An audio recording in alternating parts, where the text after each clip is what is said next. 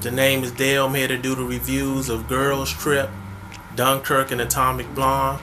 First off, I want to say Girls Trip was a pleasant surprise. I was not expecting it to be this good. It was a very funny movie. When I saw the trailer months ago, I was thinking to myself, oh, that's something I'll watch on cable or Netflix or rent. But it was very funny. This is probably the best pure comedy I've seen in a very long time. The best black pure comedy I've seen since Chris Rock's Top 5.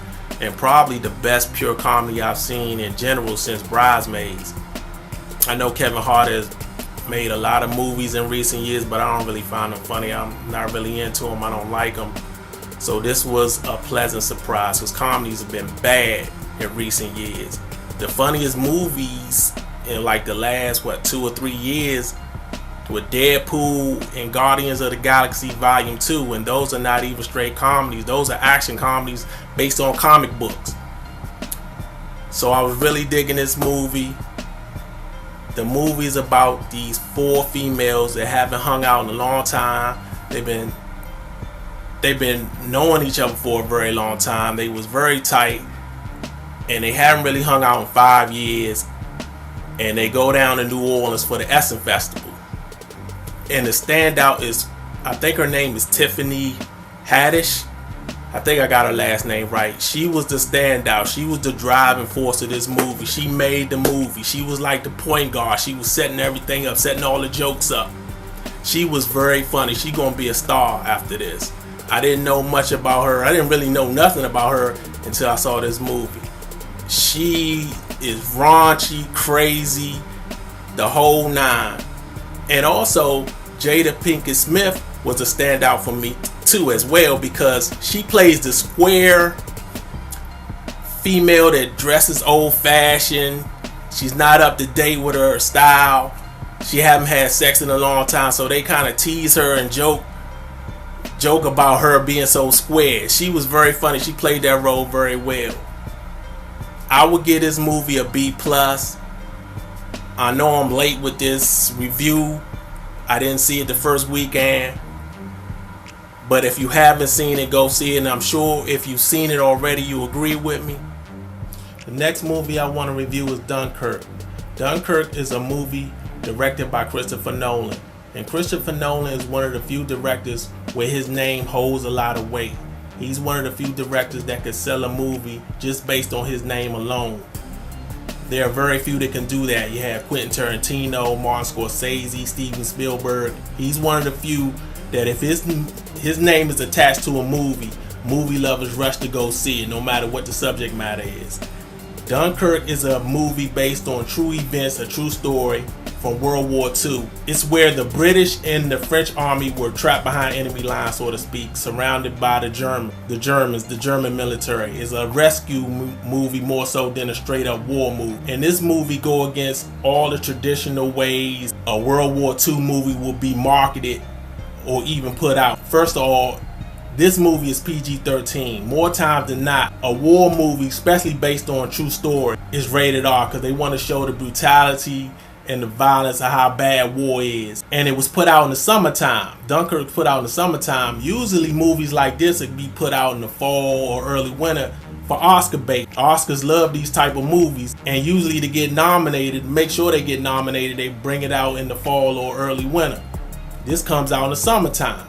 Not a summer movie at all, in my opinion. This movie clocks under 2 hours. Most movies based on true stories about World War II are over 2 hours, easy. So this goes against all the traditional things we would think about a World War II movie.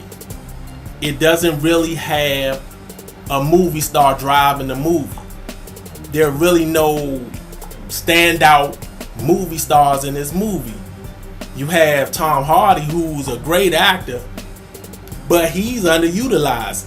They rarely use him. You could have put a lesser actor in his place and it still would have had the same effect. So this movie is very untraditional. People are calling it a masterpiece. Critics are calling it a masterpiece. And I think it's a masterpiece from the technical standpoint, from the art of movie making standpoint. From an artistic standpoint, it is a masterpiece. It's visually stunning. But from entertainment value, from an entertainment standpoint, it gets boring at times. and there's a lot going on, but I found myself getting bored a few times in the movie theater. So I'm not as high on this movie as a lot of critics and a lot of people I've heard talk about this movie.